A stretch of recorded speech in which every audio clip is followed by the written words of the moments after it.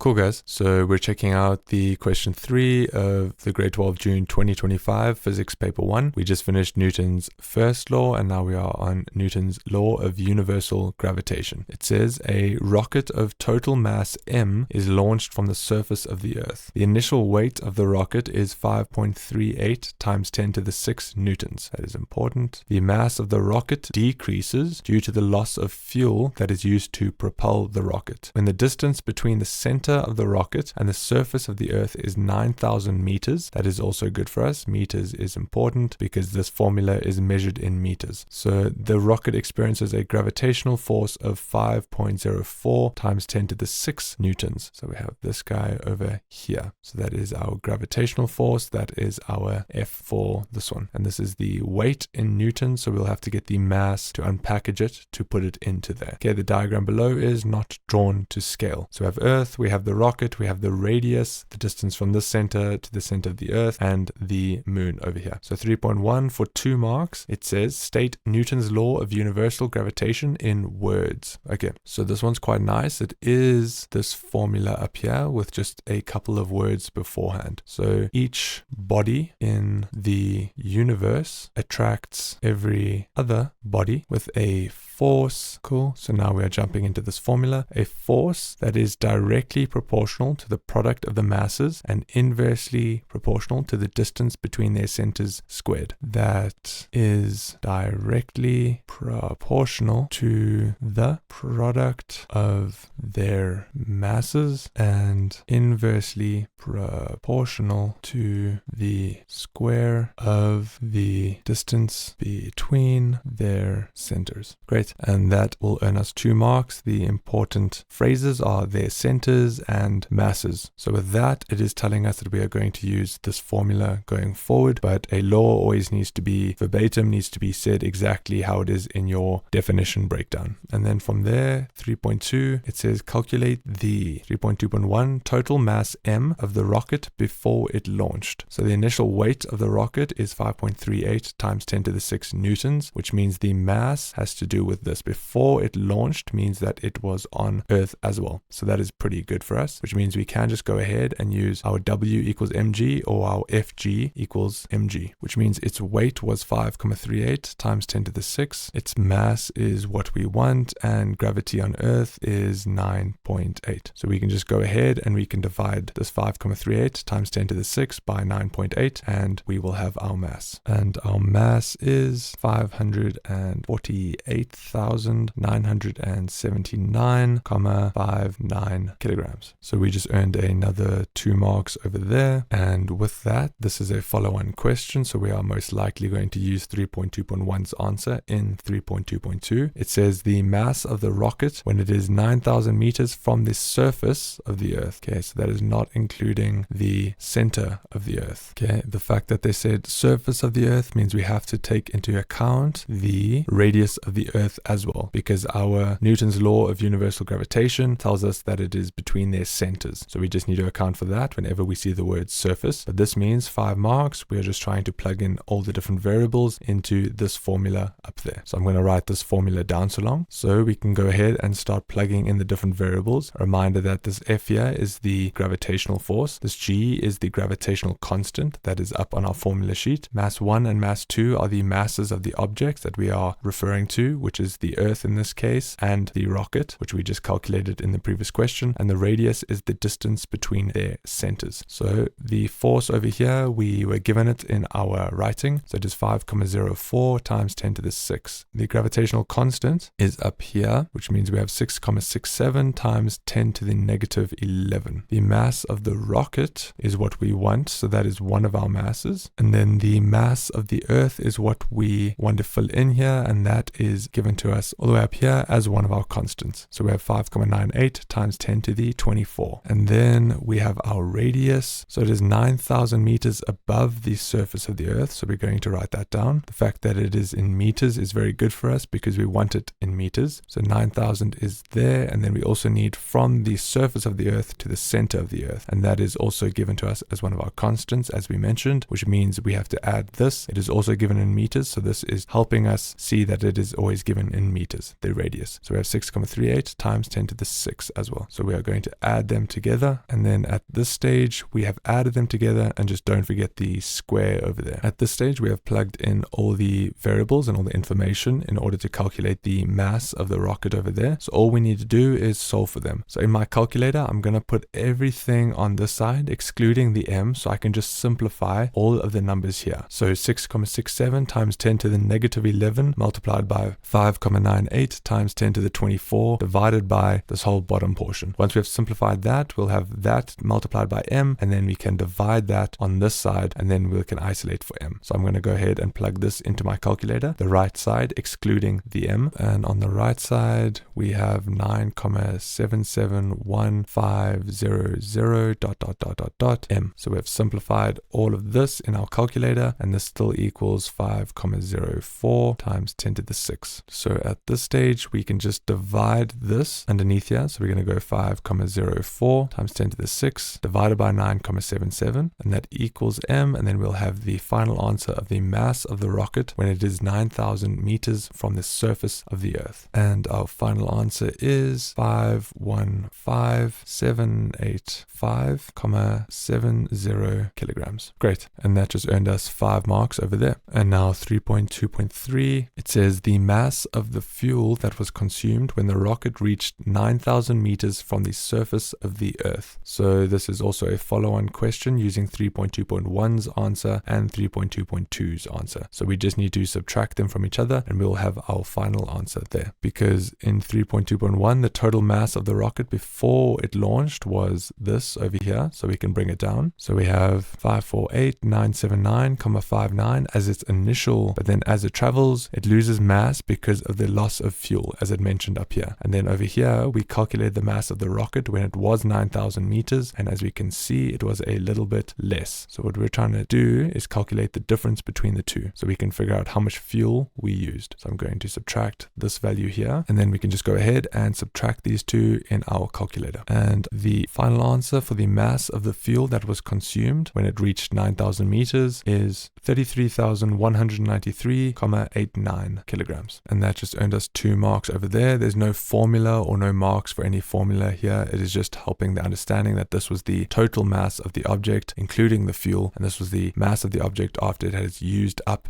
some of the fuel because it had traveled a journey of 9,000 meters above the surface. And then 3.3, the final question here for 2 marks, it says the rocket is on its way straight to the moon. What will happen to the gravitational force between the moon and the rocket as the distance between the Earth and the rocket increases? So what will happen to the gravitational force between the moon and the rocket as the distance between the Earth and the rocket increases? So we have to write only increases, decreases, or remains the same for 2 marks. So our answer is increases, and that is because the further it moves away from Earth, the less gravitational force the Earth applies on the rocket due to the fact that the radius is bigger. We are dividing by a bigger number, therefore the force is smaller. According to our law, they are inversely proportional, because this is just a way that they phrase the question, because as it moves further away from Earth, it is moving closer to the moon, which means they're asking the gravitational force between the moon and the rocket, and the gravitational force between the moon and the rocket will increase as the radius gets smaller, which means we are dividing by a smaller value here, meaning there'll be a bigger force of gravitation between the moon and the rocket. And that is our final answer there for 2 marks, earning us 13 marks for this whole section. Great job, guys. Let me know if there are any questions in the comments below, and then I will see you in the next video.